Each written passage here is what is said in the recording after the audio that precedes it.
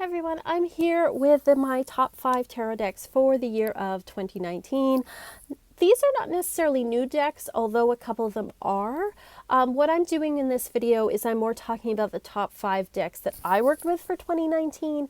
So some of these are not new at all. They're just ones that I reconnected with. Some of them are new that I've really enjoyed working with and are I plan to continue working with into 2020. So I hope that you enjoy this, and I hope that you've had a really good year with your tarot decks, and let me know what you've been enjoying, which decks you've been enjoying. I would love to see what your top 5 or 10 or whatever are for 2019. So the first one we're going to talk about is a new one that came out, and it is the Dark Mansion Tarot. I don't know if this actually came out 2019 or 2018, but either way, it was new to me this year. I am loving this deck.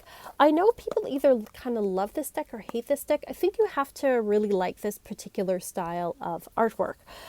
So we have here, it's in a really nice box. There's a couple of different versions of this. There's like a really big box.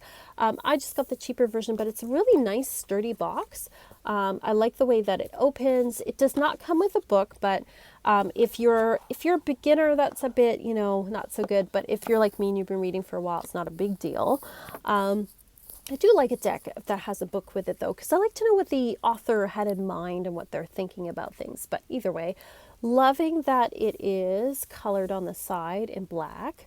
The cardstock is just lovely, and it's that kind of, it's not matte, but it's like I don't have the right words, but it's like a very soft finish. They feel very, very soft on the hands, that's for sure.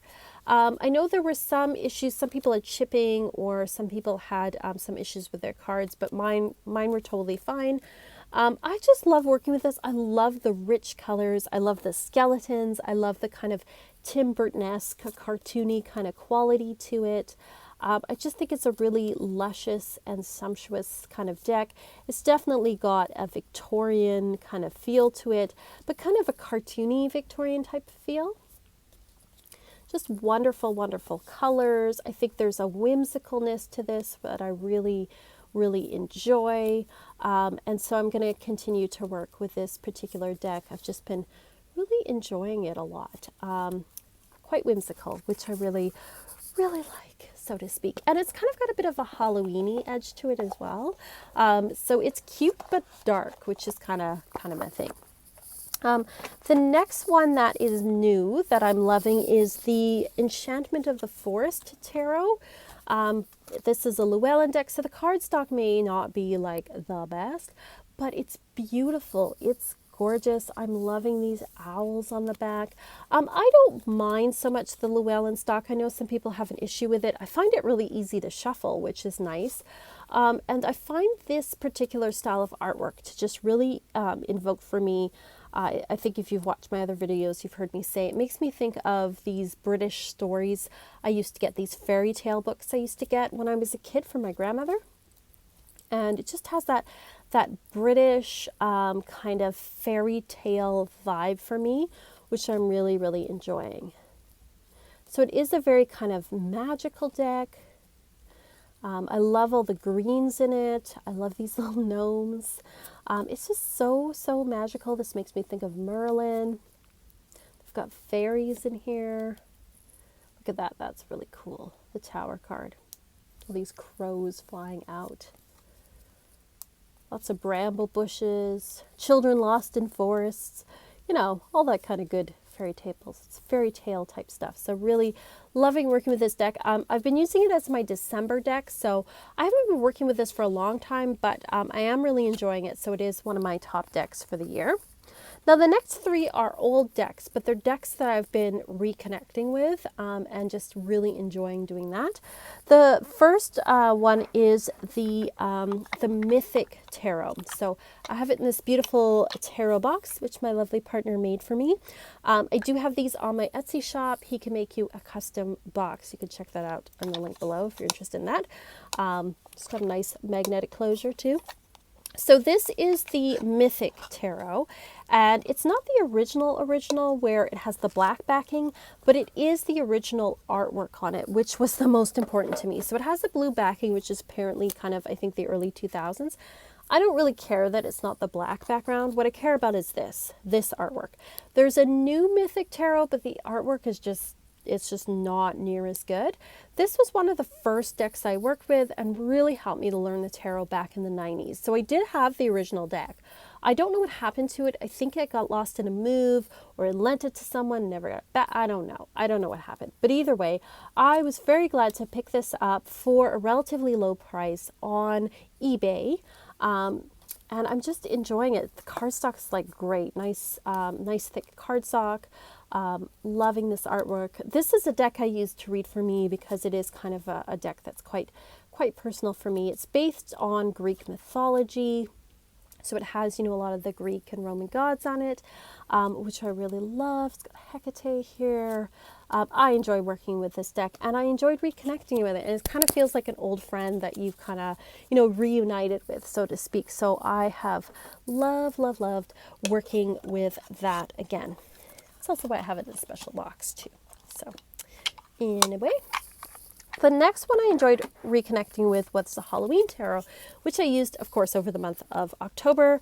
This is just in like a simple tuck box. I think you can get it in a tin. I don't know if that's still available. I think you might be able to get it within a bigger box as well with a book. Correct me if I'm wrong. But this one I got, and it was just the box, and that's fine. The back really makes me think of Halloween as a kid, those little Halloween kisses that you used to get. I don't know if that's a Canadian thing or not. They were like these little molasses candy. People hated them. I liked them. I don't know if they even make them anymore, but makes me think of the packaging on that. But I love this. It's got like imps. It's got bats. It's got pumpkins. It is got ghosts. It's freaking adorable, but it's very Rider-Waite-Smith. Look at that 4 of Cups. 4 of Ghosts here. It's just, oh, the pumpkins. It's a delightful Halloween deck. What can I say about it? It's wonderful and whimsical, and I really enjoy it. So I enjoyed working with that over the Halloween season. That was just a lot of fun, and I'm glad I pulled that one out again. It had been a couple of years, I think. You know, sometimes things sit on the shelf for a while. But I'm very glad that I pulled that out again. Okay, get back in the box. There we go. Okay. And then, last but not least, another one I enjoyed reconnecting with is the, as I drop things. Don't drop things, Lou. Okay. The Raven's Prophecy Tarot. So this is one I got, I don't know, a couple of years ago. I got it whenever it came out. And I would see it online and it didn't really appeal to me, but then I kept seeing it in the store and it kept kind of calling me, and I'm really glad that I got it. Love the backings. This is a very modern, contemporary type deck. It does not have your typical Rider-Waite-Smith images to it, but I really love it. It's very visceral. Love these orange. I'm not a big orange fan, but it works with this one, the black and the orange. I love the simplistic imagery, and it's got like a very, some of it's a bit disturbing, like these hands on fire, and there's lips on fire, lots of flame images, lots of crows, lots of hands. It's just a very interesting deck. The Hangman there. Yeah, lots of hands going on. So there's something very like primal about this deck. There's something very sort of dark and mysterious about this deck. It's very intense, but I've been really enjoying it.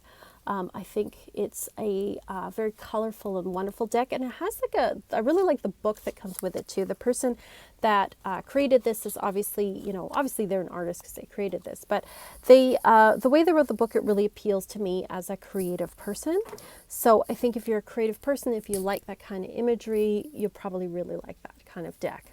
So that's my top 5 tarot decks for the year. I've enjoyed working with lots of different decks, so it's kind of hard to pick a top 5.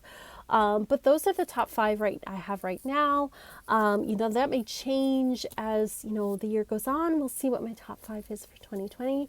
But thank you so much for watching, and thank you for all of your support this year. It's been amazing, all the wonderful comments and new subscribers, and I started a Patreon, and that's been amazing. And I want to say thank you so much to all of my patrons that have supported me this year. It's been amazing, and it's allowed me to, do a lot of new things. So I'm very very, very excited about that and looking forward. I'm going to be making a few little changes in 2020, but I'll let you know all about that next week.